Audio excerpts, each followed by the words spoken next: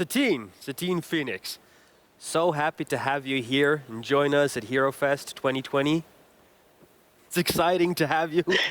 I'm so excited. So the HeroFest is mainly an esports and gaming convention. Now this year we're doing it digitally, of course. But today we have a tabletop RPG group going on throughout the whole day. So we thought it would be great to have somebody who has also been streaming on Twitch, who has a lot of experience as a DM and as a player. Beautiful human being as well. So for the people who don't know you, what is it that Satine Phoneix does? What are you known for? Oh boy. I travel the world teaching people how to play, either that's virtually or on airplane lines and whatnot.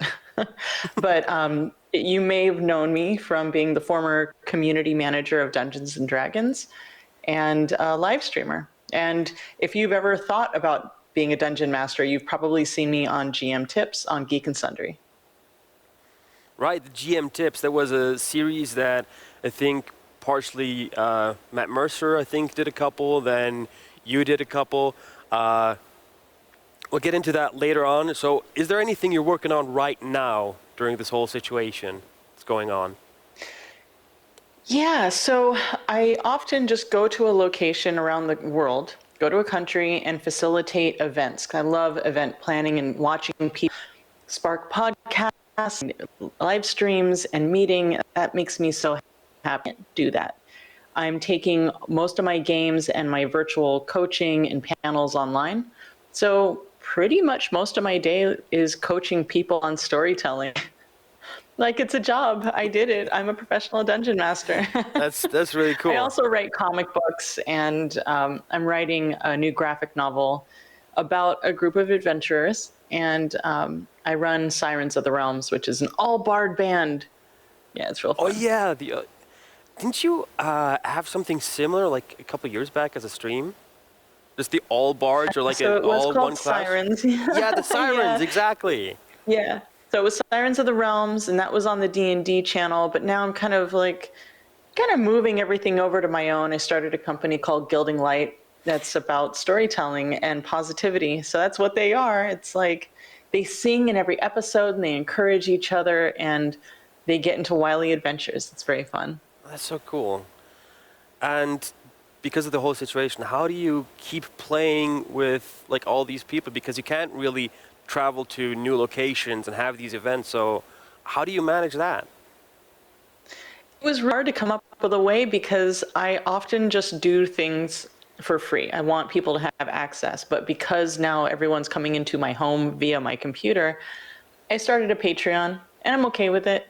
It's allowed me to develop a really nice, tight crew of people that I trust and can get to know. So yes, it's behind a paywall, but it's really fun. I get paid to play Dungeons and Dragons, so that's pretty cool. I mean, especially because of the whole streaming service and through video chat, Dungeons and Dragons really got a rise in popularity over the past couple of years.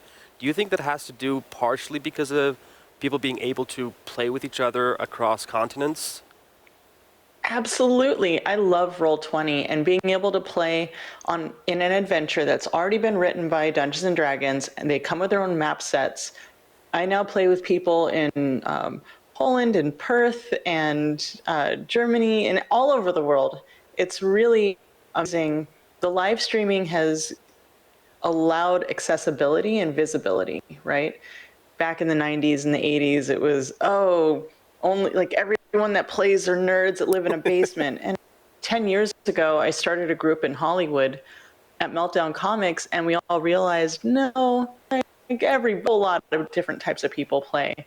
So by creating these live streams, now other people across the world can see, oh, that girl's Filipino and Sicilian, and she's very alternative, and I can relate to that. So now I feel more comfortable to come out that I also play. So that's been a really cool thing to see and experience, people accepting their nerdness and going forth into the internet and playing online. Yeah, absolutely. As I said, like a lot of people are starting like coming out and like being proud of being a nerd and being proud of being a like a level 12 wizard in their campaign that's been going on for like Yeah. 8 years. Then we also have like Yeah.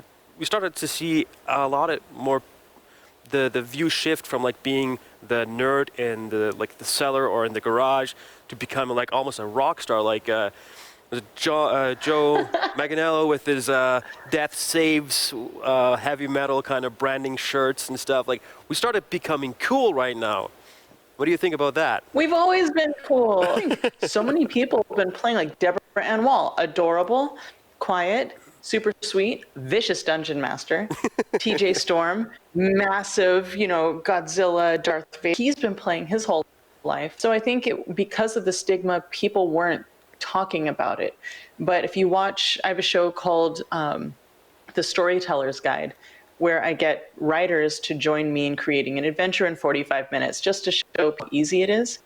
And I have writers and producers on the show. And what I learned and what you end up learning is that Hollywood is full of people who play Dungeons and Dragons. Just nobody talks about it. But if you, like most of the time, if you see a story that you love, that person, the writer's room, at least is full of a few people who have played or do play.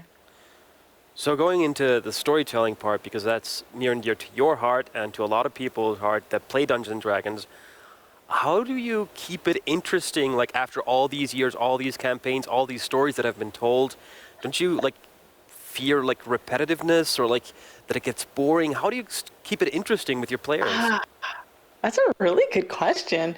I went to art school for 5 years, so I'm an artist and I did theater. So between those two things, I am an artist storyteller. I never run out of stories. I'm always watching, I watch movies, watch TV, I read comics, books, and I'm constantly getting bombarded with inspiration. So between the craft of art and the craft of writing, you understand the structure of writing. Therefore, it actually becomes easy when you study it to keep pumping out stories and keeping it creative. And once you tell a story, suddenly you have skills to tell an even better story next time. So you're always one-upping yourself. You're always trying to figure out what works, what doesn't work. Sometimes your stories suck, and that's okay. And then you just learn from that, and then you move on and make it not suck next time. So, talking about not sucking, and just think about that. Which storyline that you made, or like a story point or a plot point, that you deeply regret because it absolutely didn't pay off? Every dungeon master had like that one thing where they like tried to build up the big bad for I don't know, for a half a year campaign and like dropped hints, and the players just never got it. Like, well, I will this up front. My superpower is admitting when I'm wrong. That is, everyone needs to be able to do that. I do that often, but for all to see, it was Sirens, and I had this whole thing where all of my shows would follow all the supplements out, and I ended up sending them to hell because of Avernus, that book that came out. yeah. Except then quarantine happened. Everybody was scared of being in hell, and I'm like, oh no, how do I get them out of here? Aside from just not streaming for a really long time. So I basically just snapped, just like, and bamf. Suddenly you're on an island. And they're like, what? I'm like, yeah, we'll get to that transition another time. That'll be a side quest that we'll role play, but we're just getting out. So now for people who are getting a little bit excited through watching the TTRPG group that we have playing today, what is an easy way to get into D&D without getting overwhelmed by all the modules and rules and variations? What do you think? What would you give as a player tip, not a GM tip, but as a player tip to get into it? Okay. Ooh. Well, find a platform that you enjoy. If it's go check out D&D Beyond, that's fun, where you just make characters and you get access to the books.